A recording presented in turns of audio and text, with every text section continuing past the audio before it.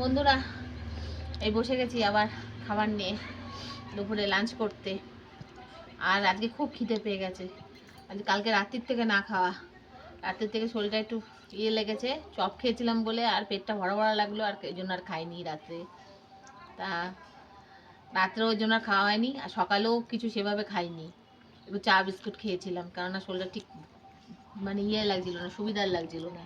তা ওই জন্য আর বেশি কিছু রান্নাও করিনি। এরাও বললো তরকারি খাবে না, আর আমিও ভাবলাম আজ একটু ডাল ভাত খাবো। আজকে আমারও আর ইচ্ছা করছে না। তা এই জন্য তরকারি হয়নি। তবে হ্যাঁ, কি হয়েছে চলো দেখিয়ে দিই।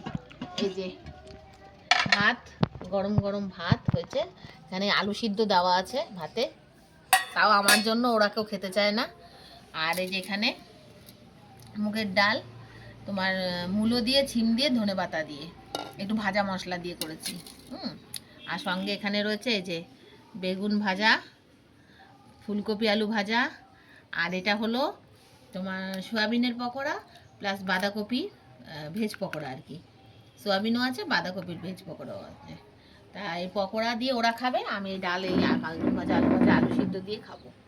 তাই এই আজকে দুপুরের খাওয়া দাওয়া একদম সিম্পল, একদম সাধারণ। কারণ আজকে তরকারি কেউ খাবে না ওরা, আর আমারও একদম বললাম প্রথমেই তোমাদেরকে, ইচ্ছা করছে না কিছু খেতে।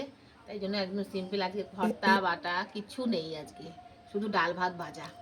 তা খিদেও পেয়েছে, চলো ঝটপট খেয়ে নিই। মেনু যখন তোমাদের দেখিয়ে দিয়েছি, গল্প তো এরকম চলতেই থাকবে, আবার ফেরত আসবো খুব শিগগিরই। তাহলে টাটা বন্ধুরা।